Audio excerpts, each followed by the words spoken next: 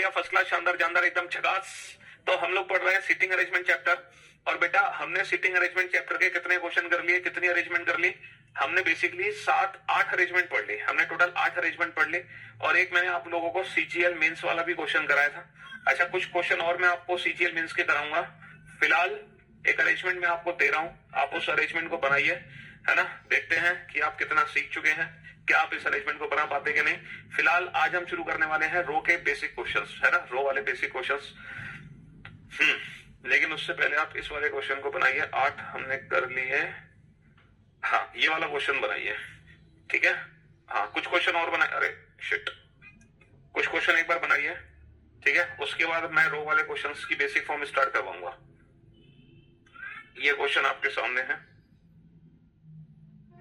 बनाओ इस क्वेश्चन को।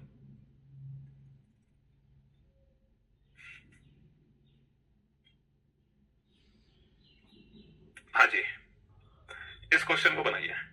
अभी तक हमने बाबू 8 अरेंजमेंट पढ़ ली है और हम मेंस वाला भी क्वेश्चन बना चुके हैं। आप इस नवी अरेंजमेंट को बनाइए, ठीक है। अगर पॉसिबिलिटी बने तो पॉसिबिलिटी बनाना, पॉसिबिलिटी नहीं बने तो मत बनाना, ठीक है। सर कल के क्वेश्चन 7 में लेफ्ट राइट में कुछ गड़बड़ है? नहीं नहीं, लेफ्ट राइट में कोई गड़बड़ नहीं है, बिल्कुल सही है। 7वां क्वेश्चन क्या गड़बड़ है लेफ्ट राइट में? हाँ, 7वें क्वेश्चन में क्या गड़बड़ है लेफ्ट राइट में? कुछ नहीं है, सब कुछ ठीक है। AFCGEBD, AFCGEBD 2 बार सॉल्व किया बेटा मैंने, कोई गड़बड़ नहीं है। बेटा जो लेफ्ट राइट देखेंगे ना हम, वो अकॉर्डिंग टू फेस देखेंगे कि पर्सन का फेस अंदर है या बाहर है, ठीक है। बेटा एक भी कोडिंग डिकोडिंग चैप्टर में एक भी क्वेश्चन का आंसर गलत नहीं है, नॉट अ सिंगल क्वेश्चन, ठीक है। अगर आपको लग रहा है तो आप जो मेल आईडी दी गई है बुक में, है ना, आप उस मेल आईडी पर मेल कर दो। अगर आपको लग रहा है तो जो फोटो खींच के फिर मैं आपको, मेरी टीम वहीं आपको रिप्लाई दे देगी।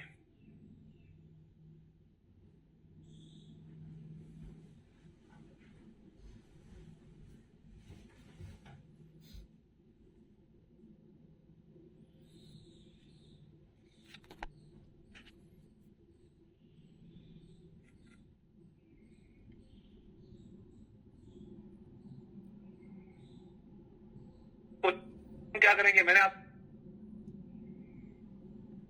हाँ जी चलिए साहब, अब आप बोर्ड पे देखना ध्यान से, ध्यान से समझने की कोशिश करना कि ये वाला जो क्वेश्चन है, इस क्वेश्चन को हम कैसे सॉल्व करेंगे, ठीक है। देखो अभी हमने रो वाले बेसिक क्वेश्चन स्टार्ट नहीं किए, हम रो वाले बेसिक क्वेश्चंस भी स्टार्ट करेंगे। फिलहाल आप इस क्वेश्चन पे ध्यान दें, ठीक है। 8 लोग हैं जो कि एक सर्कल के चारों तरफ बैठे हैं और सबका जो मुख है वो केंद्र की ओर है। तो सबसे पहले हम क्या करेंगे, मैंने आपको क्या बताया है कि क्लोज फॉर्म के क्वेश्चन किस तरीके से सॉल्व करते हैं। क्लोज फॉर्म के क्वेश्चन किस तरीके से सॉल्व करते हैं? सर ये लोग जहां बैठे हैं उसको बना लो। ये अगर सर्कल के चारों तरफ बैठे हैं सर्कल बना लो, रेक्टेंगल के चारों तरफ बैठे हैं रेक्टेंगल बना लो, पेंटागन के चारों तरफ बैठे हैं पेंटागन बना लो। तो जहां बैठे हैं वो अरेंजमेंट बना लो, ठीक है।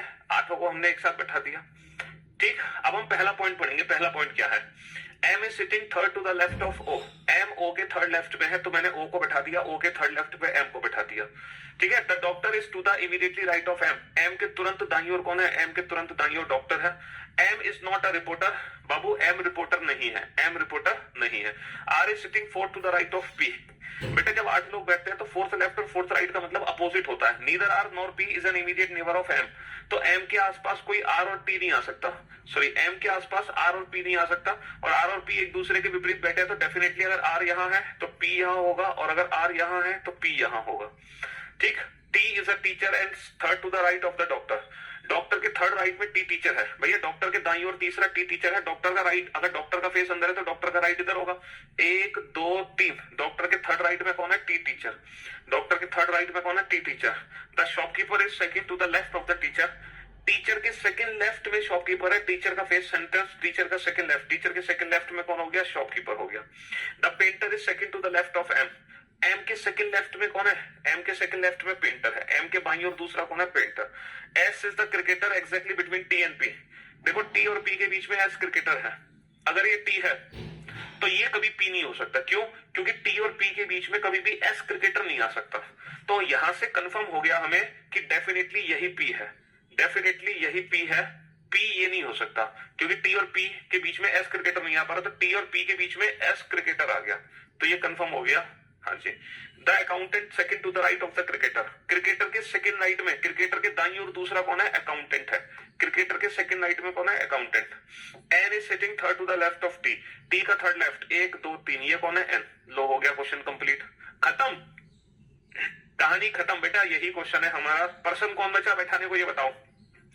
एस हो गया, आर हो गया, एन हो गया, एल, एल बच गया, तो बेटा ये हो गया L. L accountant, P painter, S cricketer, T teacher, R shopkeeper, N doctor. अच्छा ओ कौन होगा बेटा, एम रिपोर्टर नहीं है, तो रिपोर्टर कौन बनेगा, ओ, रिपोर्टर बनेगा ओ। और एम कौन बनेगा, एम बनेगा सुपरवाइजर, एम बनेगा सुपरवाइजर। और ये अरेंजमेंट हमारी कंप्लीट हो गई, और ये अरेंजमेंट हमारी कंप्लीट हो गई।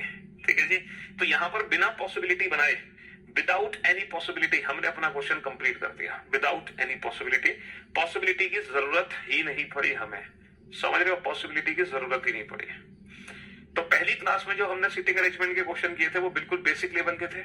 दूसरी क्लास में जो हमने सीटिंग अरेंजमेंट के क्वेश्चन किए वो थोड़ा सा एक लेवल ऊपर थे, और आज की क्लास में जो सीटिंग अरेंजमेंट पढ़ रहा है वो भी थोड़ा सा उससे भी एक लेवल ऊपर है।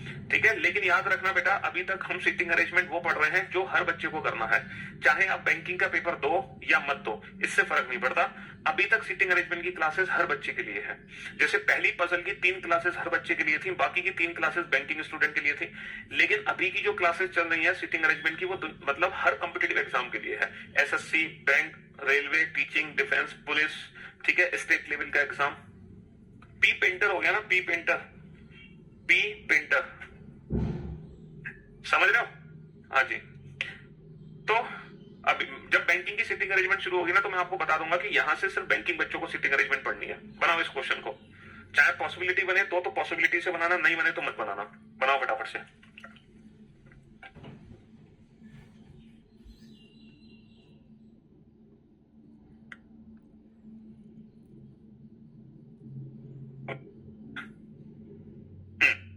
और ये जो बड़ा क्वेश्चन है बेटा, ये एग्जाम में 2 या 3 क्वेश्चंस को कवर करेगा, ये एक क्वेश्चन के लिए नहीं है, ये 2 या 3 क्वेश्चन का क्वेश्चन है।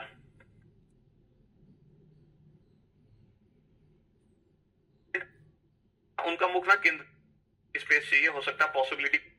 हाँ जी, चलिए साहब, अब बोर्ड पे ध्यान से देखना, देखते हैं कितने बच्चे इस क्वेश्चन को बना लिए, कितने बच्चे नहीं बना पाए। ठीक है, थोड़ा सा मुझे भी स्पेस चाहिए, हो सकता है पॉसिबिलिटी बने बेटा इस बार। 8 दोस्त हैं जो कि एक वर्गाकार टेबल के चारों ओर इस प्रकार बैठे हैं कि 4 दोस्त 4 कोने पे बैठे हैं, जबकि 4 भुजा के मध्य में बैठे हैं।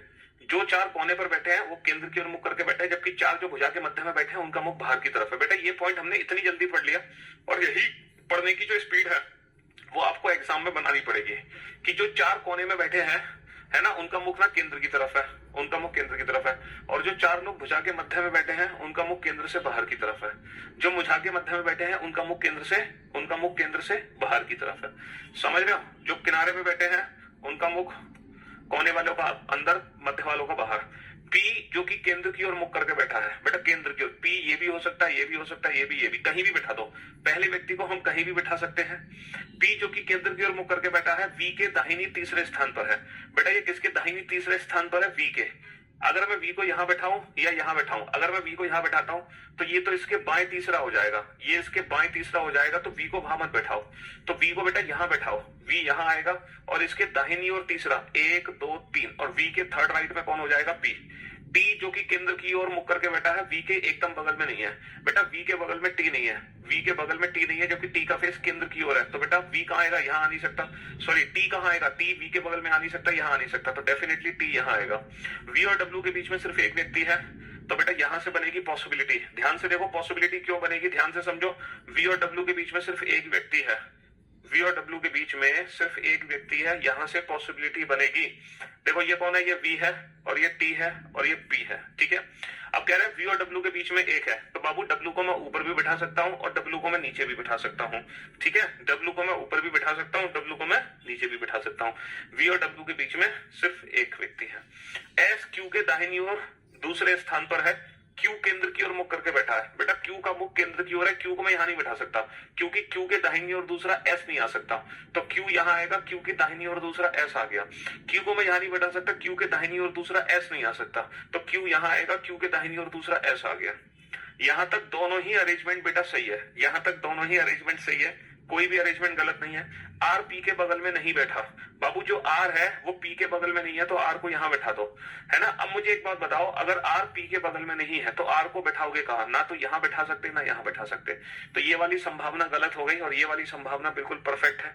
और जो भी पर्सन बचा है वो यहां आ जाएगा, जो भी बचा है वो यहां आ जाएगा। और ये अरेंजमेंट एकदम परफेक्ट है। और इस अरेंजमेंट से रिलेटेड हम कितने भी क्वेश्चन सॉल्व कर सकते हैं, चाहे एग्जाम में 2 क्वेश्चन पूछे, 3 पूछे, 4 पूछे, 5 पूछे, सारे आंसर्स हम इस अरेंजमेंट के जरिए दे सकते हैं। तो ये थी सीटिंग अरेंजमेंट की 10वीं अरेंजमेंट। ठीक है, 10 अरेंजमेंट हमने पूरी कंप्लीट कर ली है। ठीक है, 10 अरेंजमेंट हमने कंप्लीट कर ली है। अब चलते हैं हम 11वीं अरेंजमेंट पर, और ये रो वाले क्वेश्चंस की शुरुआत करते हैं हम, है ना, पंक्ति वाले क्वेश्चंस की। तो पहले बेटा हम शुरुआत करेंगे बेसिक वाले क्वेश्चंस। हम रो वाले पहले बेसिक क्वेश्चन स्टार्ट करेंगे, फिर एडवांस लेवल के।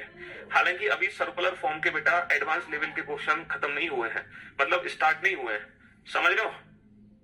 अभी सर्कुलर फॉर्म के एडवांस लेवल के क्वेश्चन स्टार्ट नहीं हुए हैं। ठीक है, अभी सर्कुलर फॉर्म का बेसिक लेवल खत्म हुआ है ना।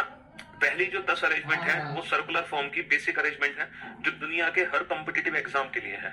चाहे आप सीजीएल का पेपर दें, सीएचएसएल का दें, एलडीसी का दें, सीपीयू का दें, रेलवे का दें, टीचिंग का दें, डिफेंस का दें, यूपी पुलिस दें, एमपी पुलिस दें, बिहार एसआई दें, दिल्ली पुलिस दें, ठीक है, कोई भी स्टेट लेवल का एग्जाम दें, वीडियो का पेपर दें, ठीक है, यूपीएससी का पेपर दें, तो हर एग्जाम के लिए पहली 10 अरेंजमेंट है, हर एग्जाम के लिए। उनमें से कोई भी अरेंजमेंट बैंकिंग एग्जाम की नहीं है।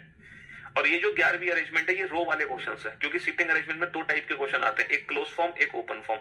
तो ये ओपन फॉर्म है। तो अब हम शुरू करने जा रहे हैं ओपन फॉर्म, और सीखेंगे कि ओपन फॉर्म के क्वेश्चन एग्जाम में कैसे बनाने हैं। भाई क्लोज फॉर्म के क्वेश्चन तो हम बनाना सीख लिए, अब हम सीखेंगे ओपन फॉर्म के क्वेश्चन हमें कैसे बनाने हैं। ठीक है, हाँ जी। तो जब हम ओपन फॉर्म की बेसिक फॉर्म खत्म कर देंगे, उसके बाद से जो सीटिंग अरेंजमेंट शुरू होगी वो एडवांस लेवल की सीटिंग अरेंजमेंट होगी। तो उन क्लासेस को एक तो वो बच्चा जरूर देखेगा जो को बैंक का पेपर देगा, और जिसको बैंक का पेपर नहीं देखना, मतलब नहीं देना, वो सारे बच्चे उन क्लासेस को स्किप भी कर सकते हैं और देख भी सकते हैं। वो फिर उनकी अपनी पर्सनल चॉइस होगी। लेकिन वो जब लेवल स्टार्ट होगा तो मैं आपको खुद बता दूंगा। ठीक है, पी के राइट है या बी के राइट में, ऐसा रिपीट कर दीजिए, पी के राइट में या बी के राइट में, मतलब क्या चीज?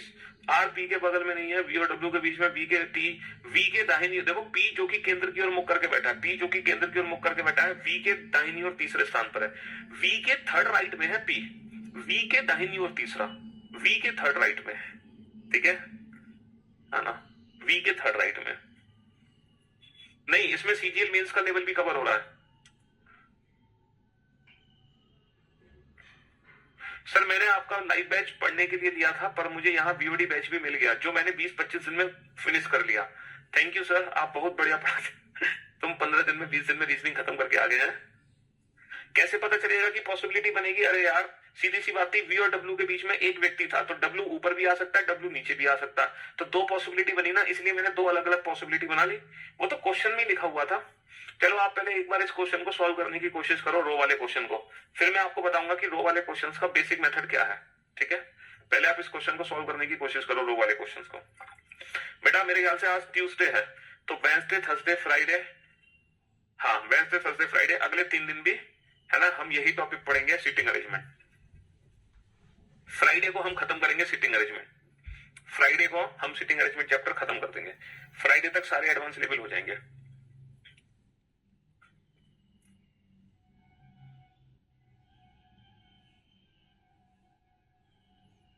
ठीक सामने मुख करके 10 व्यक्ति हैं, ए बी सी डी ई। ये रो वाले क्वेश्चन से डिफरेंट कैसे हैं अब मैं आपको बताने जा रहा हूं। ठीक है, ध्यान से सुनना और ध्यान से समझने की कोशिश करना। 10 व्यक्ति हैं, A B C D E F G H I J. 5 व्यक्तियों की 2 पंक्तियों में इस प्रकार बैठे हैं कि पहली पंक्ति दूसरी पंक्ति के ठीक सामने मुख करके बैठी है, यानी 5 व्यक्तियों का मुख दक्षिण दिशा में है और 5 व्यक्तियों का मुख उत्तर दिशा में है ना। हाँ जी, चलिए साहब, प्रथम पंक्ति कौन सी है? कुछ दिया है। पहली पंक्ति के सदस्य उत्तरोन्मुख है, यानी कि ये पहली पंक्ति मानी हुई है और ये दूसरी पंक्ति मानी हुई है, according to the given information, है ना। अच्छा ये बताओ, जिसका फेस नॉर्थ में है उसके राइट और लेफ्ट हैंड क्या होंगे, उसके दायां हाथ और बायां हाथ क्या होंगे? सर जिस व्यक्ति का फेस नॉर्थ में होता है उसके राइट और लेफ्ट हैंड, उसका दायां और बायां हमारे अकॉर्डिंग होगा। जो हमारा दायां वो इसका दायां, जो हमारा बायां वो इसका बायां, जो हमारा राइट वो इसका राइट, जो हमारा लेफ्ट वो इसका लेफ्ट। अच्छा, जो व्यक्ति का फेस साउथ में होता है इसके दाएं बाएं हमसे अपोजिट होते हैं। अब जो हमारा राइट है वो इसका लेफ्ट होगा और जो हमारा लेफ्ट है वो इसका राइट होगा। ठीक है, इतना तो आप जानते ही हो। अच्छा अच्छा, ये वाली जो अरेंजमेंट है ये क्लोज फॉर्म से डिफरेंट कैसे है, ये मैं आपको समझाने की कोशिश करता हूं। देखो प्रथम पंक्ति में, प्रथम पंक्ति यानी कि ये वाली पंक्ति, जो बी है वो एच के तुरंत दाहिने ओर है। जो बी है ना वो एच के तुरंत दाहिने ओर है। B is immediately right of H, B H के इमीडिएट राइट में है। तो पहले मुझे किसको बैठाना है, एच को बैठाना है। अब बेटा रो वाले क्वेश्चन में दिक्कत क्या है कि अगर ये क्वेश्चन सर्कुलर फॉर्म का होता तो बाबू मैं एच को कहीं भी बैठाता और इसके इमीडिएटली राइट में बी बैठा देता और क्वेश्चन मेरा शुरू हो जाता। लेकिन ओपन वाले क्वेश्चन में मैं एच को अपनी मर्जी से कहीं भी नहीं बैठा सकता, है ना। एच को मैं ना तो यहां बैठा सकता, ना यहां ना यहां। मतलब अगर मैं इनमें से किसी एक जगह बैठा रहा हूं तो उसके पीछे रीजन होना चाहिए। जैसे यहां आप एच को पूरे अरेंजमेंट में कहीं भी बैठा दो, कहीं भी, लेकिन यहां पर हम पहले व्यक्ति को अपनी मर्जी से नहीं बैठा सकते कहीं भी। तो ओपन फॉर्म वाले क्वेश्चन इस तरीके से डिफरेंट है क्लोज्ड फॉर्म वाले क्वेश्चन से। तो सर अब ये क्वेश्चन कैसे सॉल्व होगा, तो इन वाले क्वेश्चन में क्या करना है, हमें हर व्यक्ति को ना एक एक करके बैठाना है, एक एक करके, ठीक है, और उससे इंफॉर्मेशन जोड़ते जाना है। जैसे बी एच के तुरंत दाईं ओर है तो हम सिंगल पर्सन एच को बैठाएंगे जिसका फेस नॉर्थ में है, सिंगल पर्सन एच को, और इसके इमीडिएटली राइट हैंड पे मैं बी को बैठा दूंगा। तो ओपन फॉर्म वाले क्वेश्चन एक एक करके लोगों को बैठाने से सॉल्व होंगे। अच्छा हम एक बात जानते हैं, जितनों का फेस नॉर्थ में है ठीक उसके अपोजिट फेस साउथ करके लोग बैठे हैं, है ना। जो की वर्ड किसके लिए बेटा, एच के लिए है। एच डी के ठीक सामने है। जो एच है वो किसके ठीक सामने है, डी के ठीक सामने है। Who is immediately who is exactly opposite to D, who word किसके लिए, एच के लिए। H sits opposite to D. अच्छा सी जो है वो दूसरी पंक्ति के अंतिम किनारे पर है। दूसरी पंक्ति का अंतिम किनारा या तो सी यहां पर है या सी यहां पर है, और डी के बाएं दूसरे स्थान पर है। And sit second to the left of D. बेटा डी के सेकंड लेफ्ट पे सी बैठा है, डी के सेकंड लेफ्ट पे सी है। ये बताओ डी का सेकंड लेफ्ट किधर होगा, सर डी का जो लेफ्ट होगा वो हमारा राइट होगा, पहला और दूसरा। तो डी के सेकंड लेफ्ट पे कौन आ गया, डी के सेकंड लेफ्ट पे सी आ गया, और सी एकदम किनारे पर है ना। टोटल 5 व्यक्ति हैं, सारे यहां आएंगे, सारे यहां आएंगे, ठीक है। ये आ गया, सी किनारे पर है, किनारे पर बैठा दो, बाकी सारे यहां बैठा दो, और जितने फेस साउथ बैठे हैं ठीक उतने ही फेस नॉर्थ आ जाएंगे। ए डी के तुरंत दाएं है, ए डी के तुरंत दाएं है, डी का तुरंत दाया, डी का दाया होगा हमारा बाया, ठीक है। फेस साउथ में तो डी का दाया हमारा बाया, ए डी के तुरंत दाहिने हो रहा है। फॉरवर्ड किसके लिए है, ए के लिए। ए एफ के ठीक सामने, ए किसके सामने है, ए एफ के ठीक सामने है, ए एफ के ठीक सामने है। जी ई के ठीक सामने बैठा है।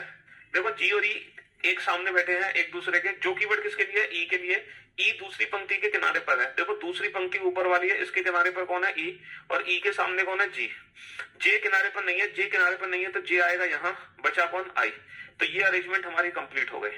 तो ओपन फॉर्म के क्वेश्चंस को सॉल्व करने का ये मेथड है कि हम एक एक करके लोगों को बिठाएंगे।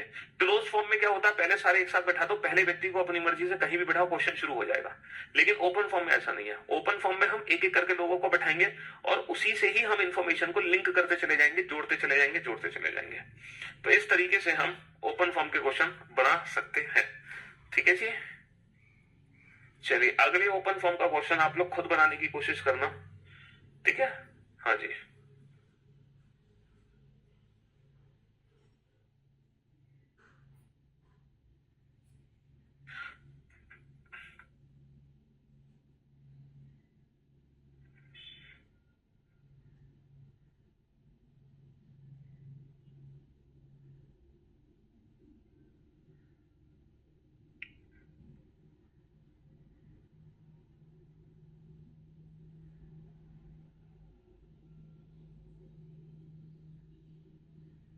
कहाँ गया क्वेश्चन,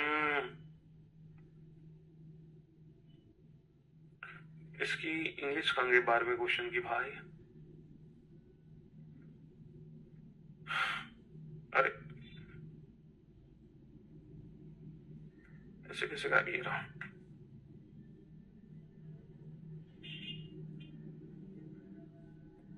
बनाओ क्वेश्चन नंबर 11। बेटा क्वेश्चन नंबर 11 12 एक जैसे ही है, तुम 12 को बनाने की कोशिश करो, फिर 11 को रिपीट करने की जरूरत नहीं पड़ेगी। ये सारे क्वेश्चन बुक में हाँ हाँ है, क्यों नहीं है, बुक के तो थ्योरी पार्ट में मिल जाएंगे।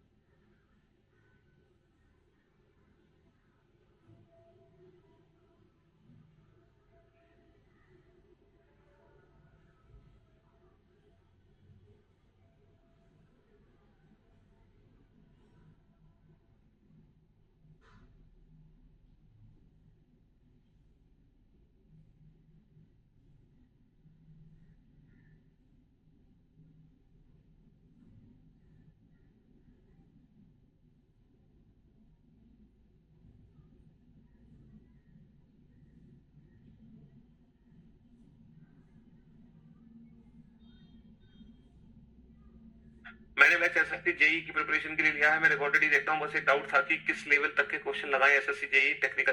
बिल्कुल जो एसएससी का लेवल है वही लेवल लगाना है, तुम्हें बैंकिंग लेवल पे नहीं जाना, बैंकिंग लेवल पे नहीं जाना है।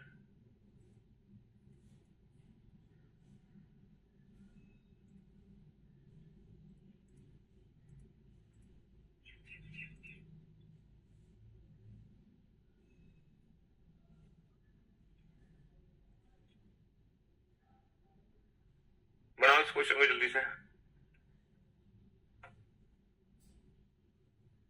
ओपन फॉर्म में भी पॉसिबिलिटी बनती है, क्यों नहीं बनती? हैंड रिटन नोट्स खुल जाएंगे, ये बोलो खुल जा सिम सिम, तब जाके खुलेंगे। बोलो खुल जा सिम सिम। हाँ जी, 10 सदस्य हैं जो एक्स वाई टीम में बटे हैं, प्रत्येक टीम में 5 सदस्य हैं। ठीक है, 10 सदस्य हैं जो एक्स वाई टीम में बांटे गए हैं और प्रत्येक टीम में 5 सदस्य हैं। कुछ लोगों का फेस साउथ में है, कुछ लोगों का फेस नॉर्थ में है। ठीक है, 5 सदस्य बैठे हैं फेस साउथ करके और 5 सदस्य बैठे हैं फेस नॉर्थ करके। ठीक है जी, क्वेश्चन में क्या लिखा है कि 1 member of team X is sitting exactly opposite to Y member of X are facing north। ये टीम X है और ये टीम Y है, ये X टीम है और ये Y टीम है।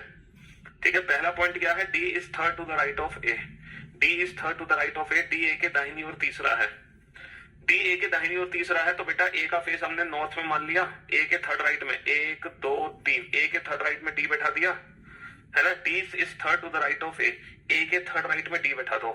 एंड वर्ड किसके लिए है? D के लिए। D sits exactly opposite to G, D sits exactly opposite to G, D sits exactly opposite to G। लेकिन जरूरी थोड़ी है कि A का फेस नॉर्थ में हो सकता है A का फेस साउथ में हो। दो पॉसिबिलिटी है, A का फेस नॉर्थ भी हो सकता है, A का फेस साउथ भी हो सकता है। तो A का राइट, अब A का राइट बेटा इस साइड होगा, 1 2 3, A के थर्ड राइट में कौन है? D। एंड वर्ड किसके लिए? D के लिए। D is opposite to, D is opposite to G। और बेटा 1 2, तो दो पॉसिबिलिटी हमारी बन गई, दो पॉसिबिलिटी हमारी यहां पे बन गई, दो पॉसिबिलिटी बन गई, समझ रहे हो?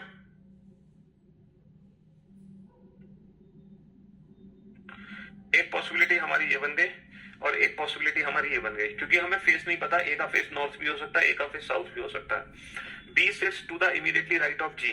बेटा बी जी के इमीडिएट राइट में, जी का फेस साउथ में, तो जी का जो राइट है वो हमारा लेफ्ट होगा। जी का फेस नॉर्थ में है, जी का राइट बेटा इधर होगा। एंड वर्ड किसके लिए है? एंड वर्ड बी के लिए है। B is facing south, B का फेस साउथ में है, बी का फेस साउथ में है, ये वाली अरेंजमेंट सही है। बी का फेस साउथ में है, ये अरेंजमेंट मेरी गलत हो गई, ये अरेंजमेंट गलत हो गई। H is third to the right of B. देखो बी का राइट, जो बी का राइट है वो हमारा लेफ्ट होगा। बी का थर्ड राइट 1 2 3, बी के थर्ड राइट पे कौन है? एच। एंड वर्ड किसके लिए? एच के लिए। H is opposite to F. H किसके विपरीत है? एच ठीक एफ के विपरीत है। एच किसके विपरीत है? एफ के विपरीत है। C sits between A and E. A और ई के बीच में कौन है? ए और ई के बीच में सी है। एंड वर्ड किसके लिए है? सी के लिए है। C is opposite to I, C is opposite to I. बचा कौन? बचा है जे। और ये अरेंजमेंट हमारी कंप्लीट हो गई। फेसिंग साउथ में कौन है? H J I B G. Facing north में कौन है? F A C B. ठीक है, हाँ जी।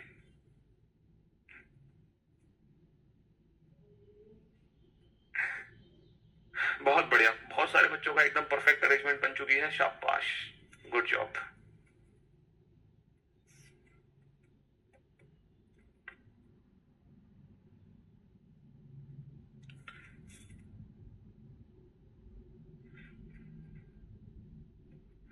चलो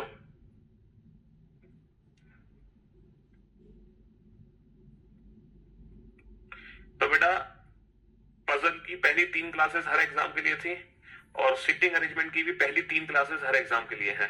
पजल की आखिरी की जो 3 क्लासेस थी वो बैंकिंग एग्जाम के लिए थी, लेकिन बाकी स्टूडेंट भी देख सकते थे अपनी नॉलेज के लिए, है ना, भले ही प्रैक्टिस ना करते बाद में। अब सिटिंग अरेंजमेंट की भी जो आखिरी की 3 क्लासेस होंगी वो बैंकिंग लेवल की होंगी, यानी कि एडवांस लेवल की होंगी।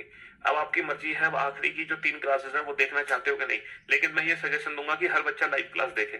भले ही आप बाद में उन क्वेश्चंस की प्रैक्टिस मत करना, लेकिन एटलीस्ट क्लास जरूर देखना, है ना, क्लास जरूर देखना। बनाओ इस क्वेश्चन को। तो अगर आपने ये क्वेश्चन बना दिया तो ये समझ लो कि तुम बैंकिंग लेवल को छोड़ के हर लेवल में निपुण हो चुके हो, बैंकिंग को छोड़ के, अगर ये वाला क्वेश्चन तुमने बना दिया तो।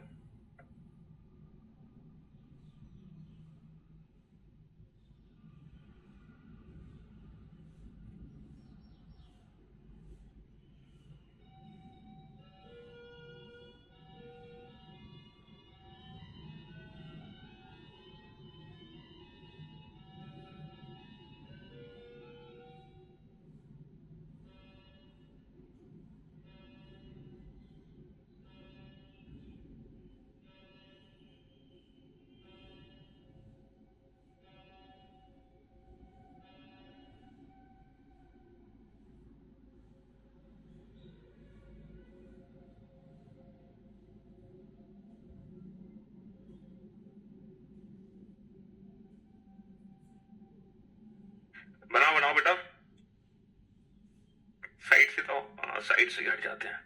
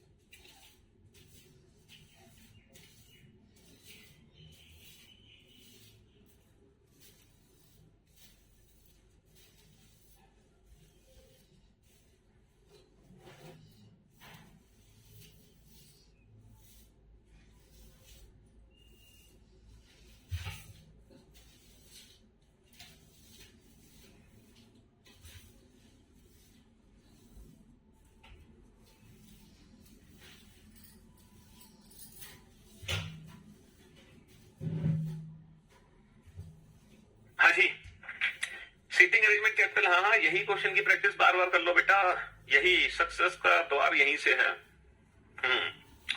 सफलता की कुंजी यही है बाबू, यही है सफलता की कुंजी। हाँ जी, कुंजी। चलिए, तो बेटा पंक्ति 1 और पंक्ति 2, दो पंक्ति है, ठीक है। 6 लोगों का फेस साउथ में है और 6 लोगों का फेस नॉर्थ में है।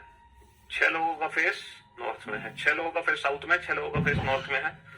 और यहाँ पे बताया गया है जो 2 है उसमें A B C D E F बैठे हैं and all of them are facing north. मतलब A B C D E F, ये जो है ना, ये दूसरी पंक्ति है और इन सबका जो फेस है वो नॉर्थ में है। और जो P Q R S T B है, जो P Q R S T B है, ये पहली पंक्ति है और इन सबका फेस जो है वो साउथ में है। ये पहली पंक्ति, इन सबका फेस साउथ में है, ठीक है जी। तो क्वेश्चन मेरा जो शुरू होगा वो यहां से होगा, क्वेश्चन शुरू मेरा यहां से होगा, ठीक है। हाँ जी, क्वेश्चन शुरू मेरा यहां से होगा। A sits third to the right of D, A D के थर्ड राइट में है बाबू। डी बेटा यहां बैठा है, डी यहां बैठा है और डी का फेस कहां है, डी का फेस नॉर्थ में है। और डी के थर्ड राइट में कौन है, डी के थर्ड राइट में 1 2 3, डी के थर्ड राइट में ए है। अब बेटा 4% फेस नॉर्थ करके बैठे हैं तो 4% फेस साउथ भी तो करेंगे, इनके ठीक अपोजिट। Neither A nor D, neither A nor D sit an extreme end, A और डी में से कोई भी किनारे पर नहीं है। इसका मतलब एक व्यक्ति यहां पर है, एक व्यक्ति यहां पर है, एक व्यक्ति यहां पर है, एक व्यक्ति यहां पर है। टी फेसेस डी, टी जो है वो डी के सामने है, डी के सामने कौन है, टी है। V doesn't face A, V A के सामने नहीं है। V doesn't sit an any of the extreme end, V किनारे पर नहीं बैठा। V is not an immediate neighbour of T, बेटा वी टी के साथ नहीं है, वी ए के सामने नहीं है, वी किनारे पर नहीं है, तो डेफिनेटली वी यहां बैठेगा। B sit one of the extreme end only 2 people sit between B and E, E doesn't face B।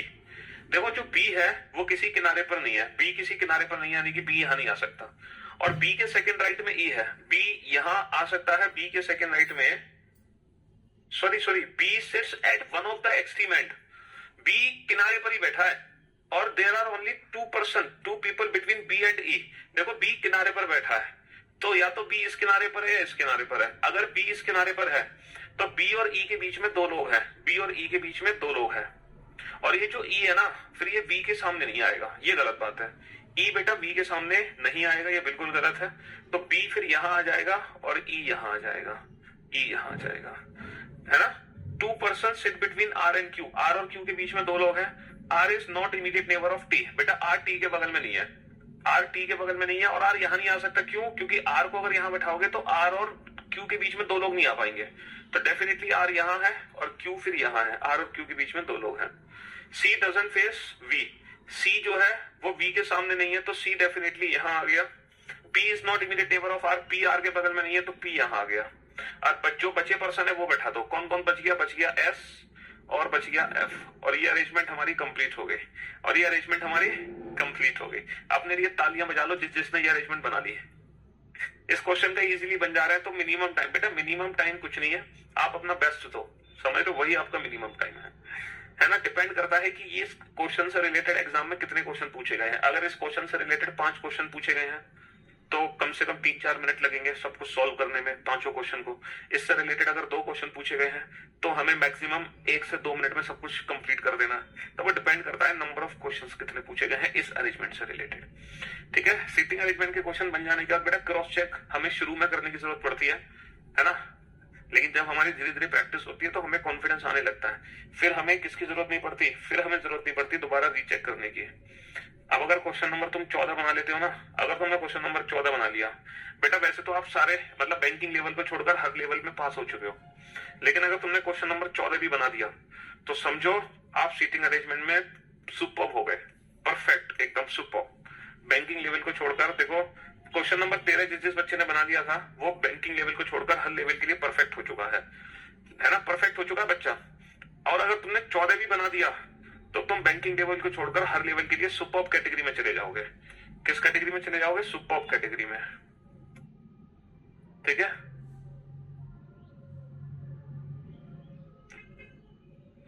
Question number 14 को भी बना दे तो, हाँ जी।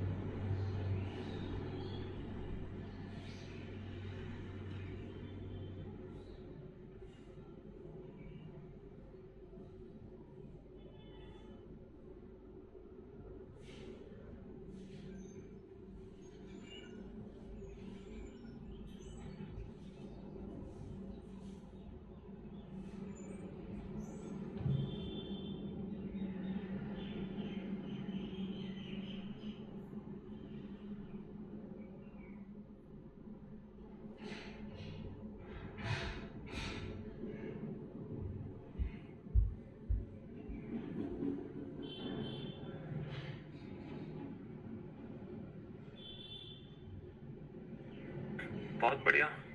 कौन थी वो दीदी और कहाँ आपने इंटरव्यू देखा?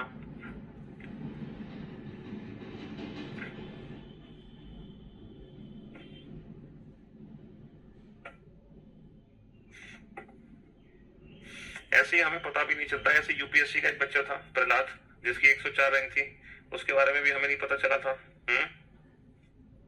वो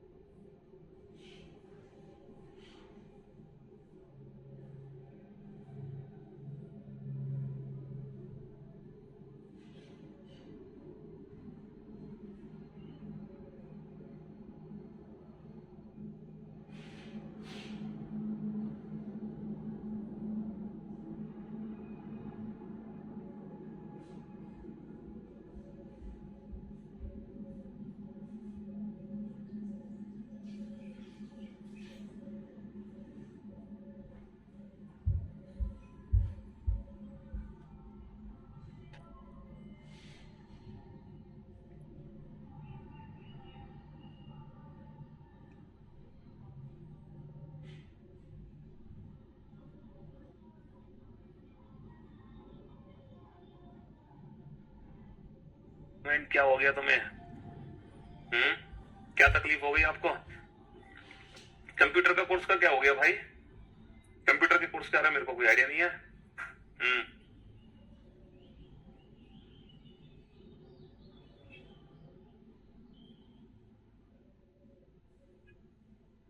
चलिए साहब, चलिए, love you all, thank you so much. अब आप बोर्ड पे ध्यान से देखना और ध्यान से समझने की कोशिश करना।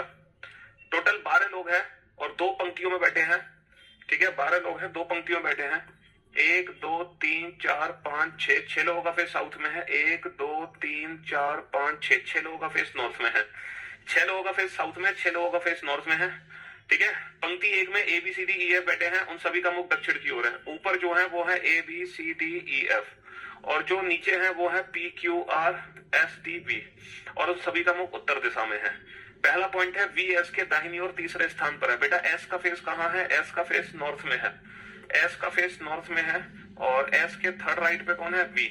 We sits third to the right of S. S के दाहिनी ओर तीसरा वी है, तो बेटा 4 लोग फेस साउथ की करके बैठेंगे। एस फेसेस एफ, एस का फेस एफ की तरफ है, and F does not sit any of the extreme end of the line.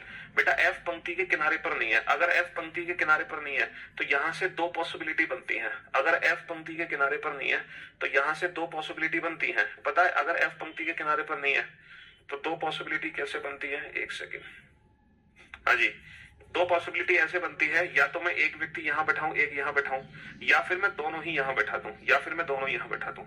तो इस तरीके से 2 पॉसिबिलिटी मैंने बना ली, ठीक है जी। D sits third to the right of C, or faces C. D जो है वो सी के थर्ड राइट में है, तो मैं सी को यहां नहीं बैठा सकता, सी का थर्ड राइट नहीं है। सी को यहां नहीं बैठा सकता, सी का थर्ड राइट नहीं है। सी को यहां बैठा सकता हूँ, सी के थर्ड राइट पे डी आ जाएगा। सी को मैं यहां नहीं बैठा सकता, सी के सामने आर नहीं है। सी को मैं यहां भी बैठा सकता हूँ, सी को मैं यहां बैठा सकता हूँ। सी के ये कौन आ जाएगा? अच्छा ये एस और बी, हाँ। सी को मैं यहां बैठा सकता हूँ, सी के थर्ड राइट पे डी आ जाएगा। 1 2 3, 1 2 3, है ना? हाँ जी। और सी को मैं यहां नहीं बैठा सकता क्योंकि सी के सामने आर नहीं है। सी को मैं यहां नहीं बैठा सकता। एक सेकेंड, 1 2 3 4 5 6, है ना? और सी को मैं यहां नहीं बैठा सकता, थर्ड राइट नहीं है, थर्ड राइट नहीं है। सी को यहां बैठा सकते हैं, इसका थर्ड राइट है। अच्छा यहाँ पर कुछ शायद गड़बड़ हुई है। अच्छा ये वी यहाँ आएगा, वी यहाँ आएगा, हाँ।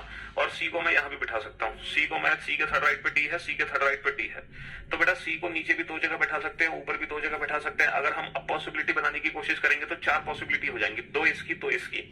तो फिलहाल के लिए हम छोड़ देते हैं, है ना? हाँ जी। The one facing E sits third to the right of P. बेटा जो ई के सामने है वो पी के थर्ड राइट पे है, and P do not sit an extreme end. बेटा पी किनारे पर नहीं है, पी किनारे पर नहीं है, पी के थर्ड राइट में ई है। ये पी नहीं हो सकता क्योंकि इसका थर्ड राइट नहीं है। पी किनारे पर नहीं है, पी यहाँ नहीं है, और पी किनारे पर नहीं है, पी किनारे पर नहीं है, पी किनारे पर नहीं है, पी यहाँ नहीं है क्योंकि पी का थर्ड राइट नहीं है। तो डेफिनेटली पी ये है, और पी के थर्ड राइट पे कौन है? 1 2 3, पी के थर्ड राइट पे ई है। और जैसे ही मैंने यहाँ ई बैठा, सॉरी, पी के जो थर्ड राइट पे है ना, जो पी के थर्ड राइट पे है उसके सामने ई है, उसके सामने कौन है? उसके सामने ई है। और जैसे ही मैंने यहाँ ई बैठाया तो बेटा सी के बैठने की पॉसिबिलिटी खत्म हो गई। पी किनारे पर नहीं आ सकता, है ना? पी यहाँ नहीं आएगा क्योंकि पी का कोई थर्ड राइट नहीं है। पी यहाँ नहीं आएगा क्योंकि पी का कोई थर्ड राइट नहीं है। पी किनारे पर नहीं आएगा, पी यहाँ आएगा। और जो पी के थर्ड राइट पर है उसके सामने ई है, जो पी के थर्ड राइट पर है उसके सामने कौन है? ई। बेटा ये ई आएगा, सी नहीं है। तो जैसे ई को बैठाया सी की पॉसिबिलिटी बच गई 1, बेटा खत्म हो गई, यहाँ भी खत्म हो गई। अब सी के सामने कौन है? आर। सी के सामने कौन है? आर। अच्छा सी के थर्ड राइट पे कौन है? डी। सी के थर्ड राइट पे कौन है? डी। अभी तक मेरी दोनों ही संभावनाएं बिल्कुल सही है। T is not an immediate neighbour of V. बेटा वी के साथ टी नहीं है तो टी को यहां बैठा दो, बचा कौन? क्यू। वी के साथ टी नहीं है, टी को यहां बैठा दो, बचा कौन? क्यू। अभी भी मेरी दोनों ही संभावनाएं बिल्कुल सही है। A is not an immediate neighbour of C. A C के बगल में नहीं है। अगर मैं ए को सी के बगल में नहीं बैठाऊंगा तो कहां बैठाऊंगा? इसका मतलब ये संभावना गलत। ए को सी के बगल में नहीं बैठाएंगे। अच्छा एक पॉइंट हमने छोड़ा था, B and P do not sit an extreme end. बेटा बी भी किनारे पर नहीं है। अगर बी भी किनारे पर नहीं है तो बी आएगा यहाँ, और बचा कौन? ए। और ये अरेंजमेंट मेरी कंप्लीट हो गई, तो जिस बच्चे की ये अरेंजमेंट कंप्लीट हुई है ये समझ लो वो सिटिंग अरेंजमेंट में अब सुपर बन चुका है। एक्सेप्ट बैंकिंग लेवल को छोड़कर वो बच्चा सिटिंग अरेंजमेंट में सुपर हो गया, सुपर। आज तो हमने 6 अरेंजमेंट कर ली, 9 10 11 12 13 14, 6 अरेंजमेंट। तो मेरे ख्याल से आज के लिए 6 अरेंजमेंट काफी है ना? तो कल से हम एडवांस लेवल की सिटिंग अरेंजमेंट शुरू करने जा रहे हैं। भले ही आप देखो बैंकिंग का एग्जाम ना दो, लेकिन मैं आपको यही सजेशन दूंगा, एटलीस्ट लाइव क्लास में जरूर आ जाना। भले ही आप बाद में उन क्वेश्चंस की प्रैक्टिस मत करना, लेकिन लाइव क्लास में ही प्रैक्टिस कर लेना, जो भी कर सको थोड़ी बहुत।